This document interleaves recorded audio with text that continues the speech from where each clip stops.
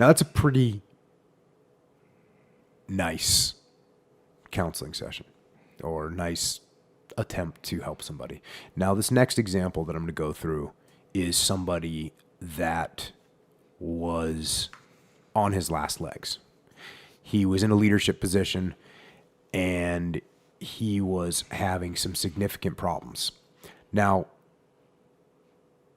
he was an inexperienced guy, and for some unknown reason, he was cocky, he was arrogant, he was failing as a leader, and he'd been through multiple verbal counselings, like I talked about. And you asked me, do we write people up? I mean, the SEAL teams, for writing somebody up for a leadership problem, they've been counseled numerous times verbally because you don't expect, I mean, it's not that hard. You know, it's not that hard to say, hey, make this adjustment. The guy goes, oh, yeah, okay, I didn't see that I was doing that.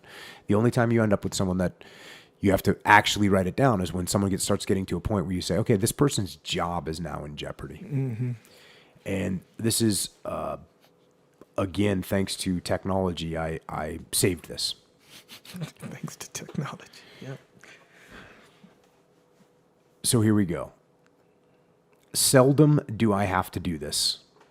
Most guys listen and adjust and get better and move on.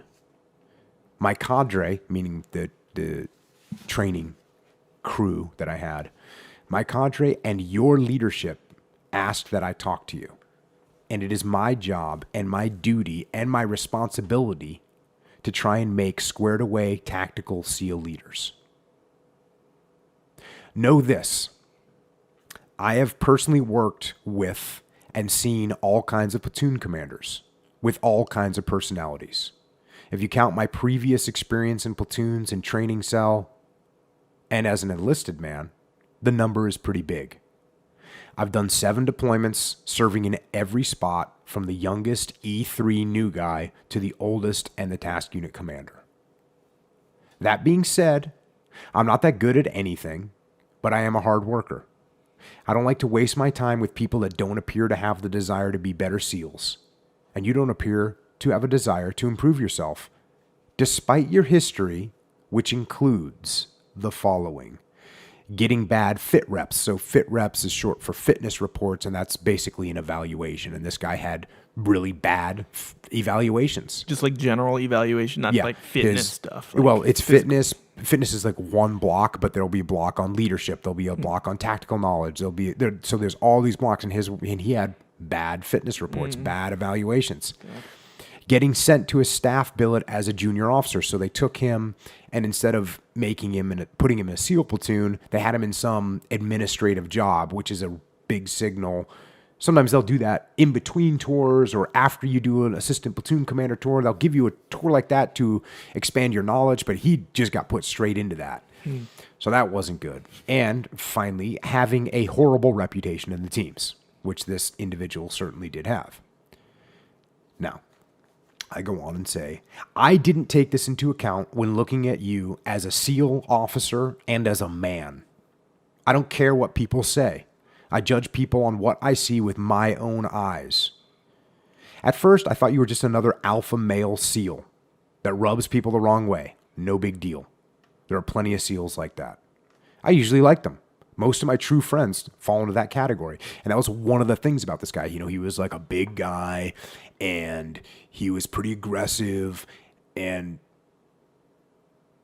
I thought to myself just what I said. I thought, okay, you know what? Maybe he's rubbing the people the wrong way and people are a little intimidated by that. As time passed, I began to see something different. This is what I see. You are insecure about something. I don't know what, but it forces you to act arrogant and come across as selfish. Your performance as a tactical leader varies between below average and average, with some visible spikes of increased potential. You are almost incapable of communicating with other people respectfully.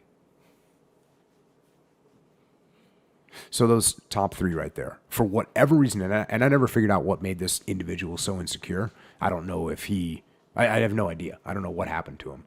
But it's okay.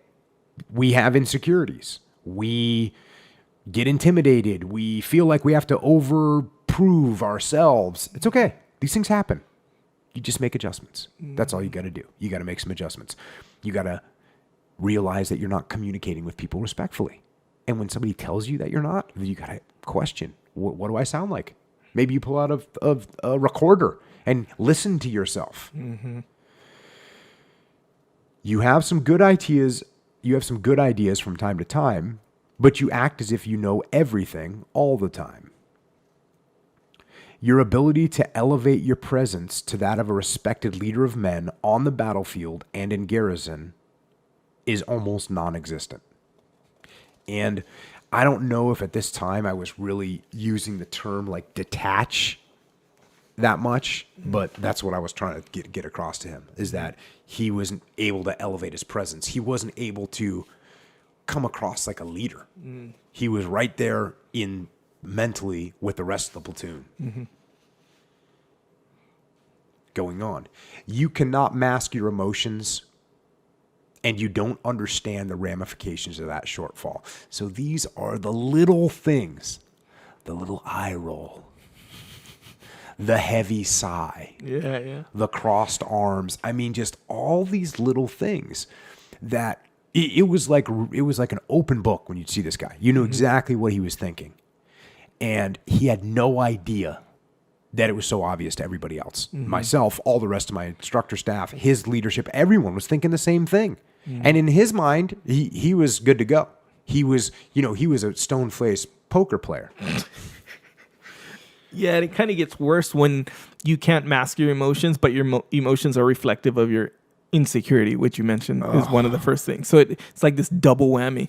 It's one thing if you can't mask your emotions, but you're pretty humble in general, and you're a nice guy or whatever, you're a go with kind of guy. Yeah, and the emotions that you're not masking are something positive. Right. That's at great. Least some positive or a lot of positive, maybe some negative, but hey, look, no one's perfect kind of thing. But yeah, if it's just like insecurity oozing out of it's bad. And the insecurity was really what oozed out of him was, I know everything.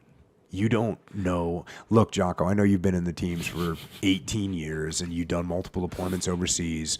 And even though I have done 0 deployments overseas, I know more than you. Dang. Yeah. Here we go on. And so now I start trying to make sure I cover all the bases with this guy. Sure. You do not have the understanding of human nature, team building, leadership, influence, manipulation, compromise, and the broad concepts of tactical, operational, and strategic leadership and management.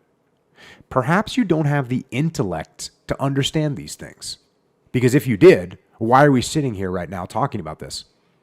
And by the way, the reason this is written down, I wrote it down and then brought him into my office, put it in front of him, and then read it to him. Mm.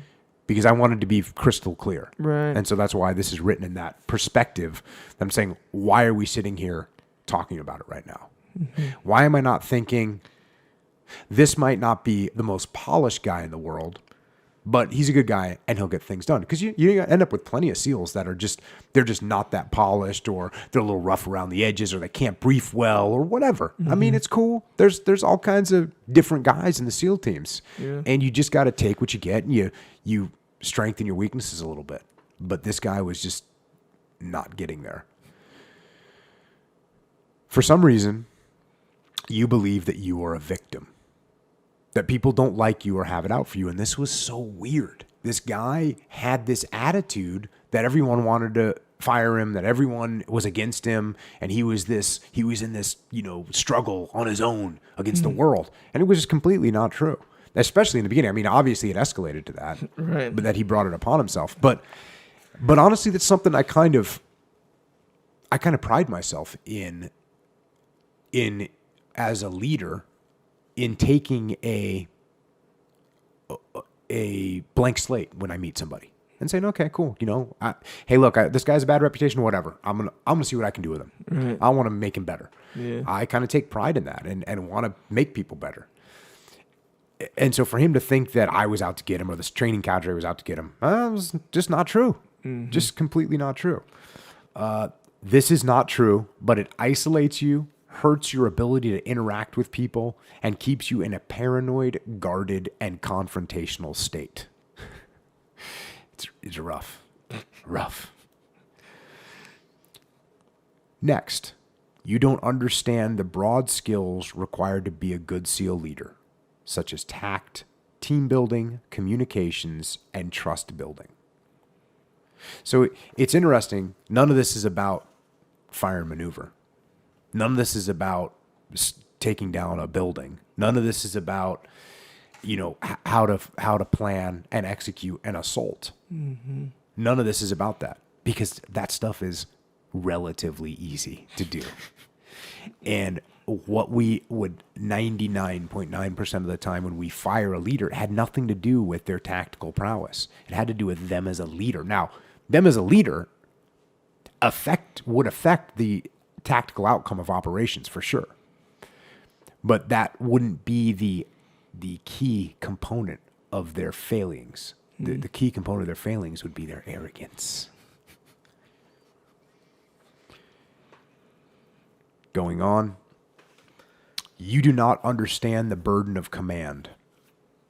You do not understand the influence you have on your men. This is a big one. This is one of those ones that I find this with CEOs. I find this with mid-level managers. I find this with everyone, where they don't understand their influence on their people. They understand when they say something off the cuff that everybody listens and they think they mean it and it has real impact on people. Mm-hmm. They don't understand when they show up late. Now being late is okay. When they go home early, going home early is okay. Mm. Those are the little things, examples of little things that people don't understand the influence that they have on their troops. Going on. You do not understand the gift you have been honored with to lead men in combat against our nation's sworn enemies. My concern is how you will act overseas when lives are at stake. I cannot allow you to go forward with these shortfalls.